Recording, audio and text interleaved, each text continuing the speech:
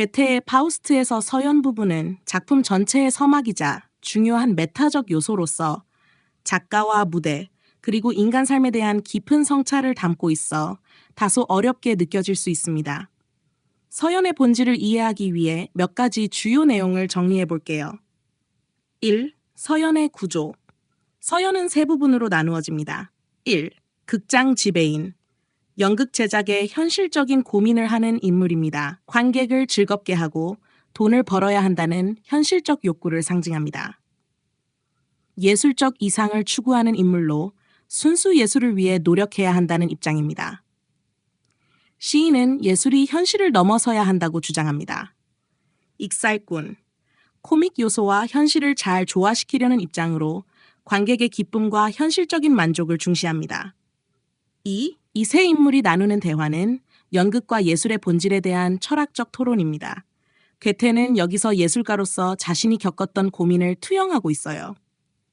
극장 지배인은 관객의 기호와 기대를 충족시키기 위해선 연극이 재미있고 감각적이어야 한다고 주장합니다. 그의 대사는 상업적 성공과 대중성을 우선시하는 현실적인 시각을 나타냅니다.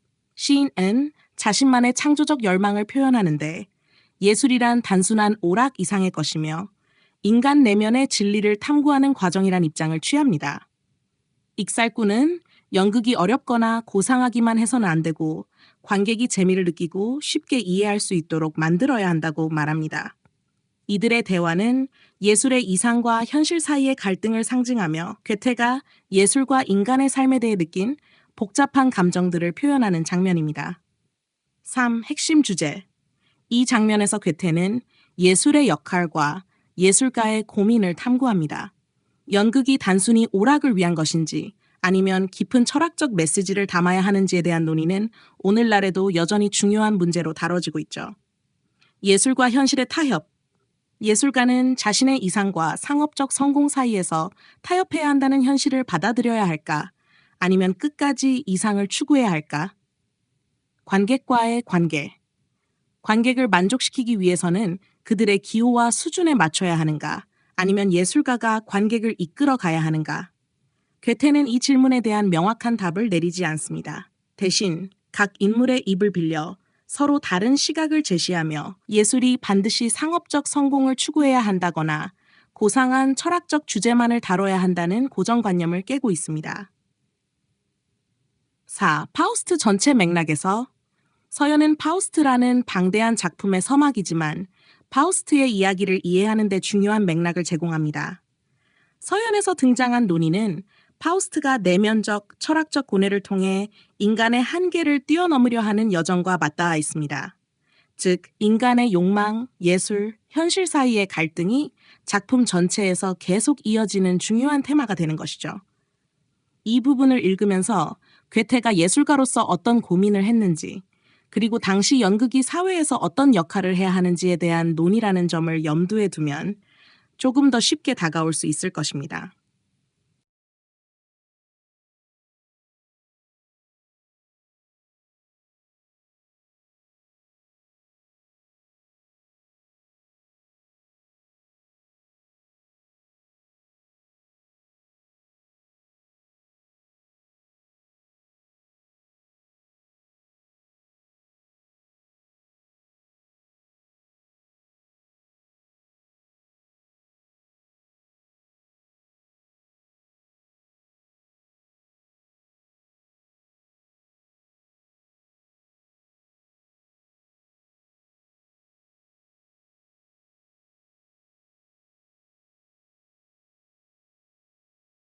인도 시인 카리다는 고대 인도 문학의 중요한 인물로 특히 그의 작품 자쿤 달라 혹은 리투삼하라로 잘 알려져 있습니다.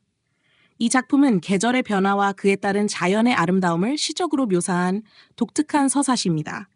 여기에서 자쿤 달라는 한글 음차 표현일 가능성이 있으며 정확한 작품명은 리투삼하라 또는 리투삼하라로 보는 것이 일반적입니다. 카리다의 배경. 카리다사는 고대 인도의 가장 위대한 시인 겸 극작가 중 한 명으로 대략 서기 4, 5세기에 활동한 것으로 추정됩니다. 그는 고전 산스크리트 문학의 대표적인 작가이며 그의 시와 희곡은 인도 문학사에서 매우 중요한 위치를 차지합니다. 그의 대표작으로는 샤쿤탈람, 메가두타, 그리고 쿠마라 삼바바 등이 있습니다. 이 리투삼할라의 개요. 리투삼하라는 계절을 뜻하는 리투와 모음, 집합을 뜻하는 삼하라의 합성어로 계절의 집합이라는 의미를 지니고 있습니다. 이 시는 6개의 계절, 여름, 장마, 가을, 초겨울, 겨울, 봄을 주제로 하여 자연의 변화와 그 속에서 느끼는 인간의 감정, 특히 사랑을 아름답게 묘사합니다. 삼삼 작품 내용과 특징.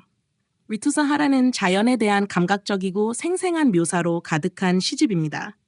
각 계절이 지닌 독특한 특성들을 시적으로 표현하며 그 속에서 인간의 삶과 감정, 특히 연인 간의 사랑과 이별을 중심으로 다룹니다. 주요 내용은 다음과 같습니다. 뜨거운 태양 아래 건조한 풍경과 사람들의 고통을 묘사합니다.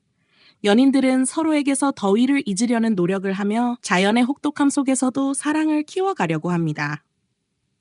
비가 내리는 계절로 대지와 자연이 물로 가득 차면서 연인들은 이슬비와 비 속에서 서로의 사랑을 더 깊이 느끼게 됩니다. 맑고 고요한 날씨가 특징이며 연인들은 다시 만남의 기쁨을 누리며 자연의 아름다움 속에서 서로의 사랑을 즐깁니다. 초겨울, 서늘한 바람과 함께 자연은 고요하고 평화로운 분위기를 자아냅니다. 연인들은 따뜻한 옷을 입고 서로를 가까이 하며 겨울의 차가움을 이겨냅니다. 차가운 계절로 연인들은 추위를 피해 더 가까워지며 사랑의 따뜻함을 나눕니다. 가장 활기차고 아름다운 계절로 묘사됩니다. 꽃이 피고 자연이 다시 생기를 되찾으면서 연인들의 사랑도 절정을 이루게 됩니다. 4. 시적 주제와 감정. 리투삼하라는 계절의 순환을 통해 자연과 인간의 감정을 밀접하게 연결시키는 시적 작품입니다. 특히 계절의 변화는 인간의 사랑과 욕망, 그리움, 그리고 자연과의 조화를 상징하는 중요한 요소로 나타납니다. 카리다는 자연과 인간의 감정, 특히 사랑의 감정을 자연 현상과 함께 섬세하게 묘사하며 인도 전통적인 자연과 인간의 조화를 보여줍니다. 5. 문학적 영향과 의의. 산스크리트 문학의 걸작 중 하나로 특히 자연을 주제로 한 시문학에 큰 영향을 미쳤습니다. 카리다의 섬세하고 아름다운 묘사는 후대 시인들과 극작가들에게도 많은 영감을 주었으며 그의 다른 작품들처럼 인도 문화와 문학에서 오랫동안 사랑받아왔습니다. 6. 작품의 중요성. 이 작품은 자연과 사랑 그리고 인간의 감정을 시적으로 표현한 매우 감각적인 작품입니다. 카리다의 세련된 문체와 깊이 있는 철학적 고찰은 오늘날에도 많은 사람들에게 감동을 주며 그의 작품은 여전히 인도 문학과 문화를 이해하는 데 중요한 자료로 여겨지고 있습니다.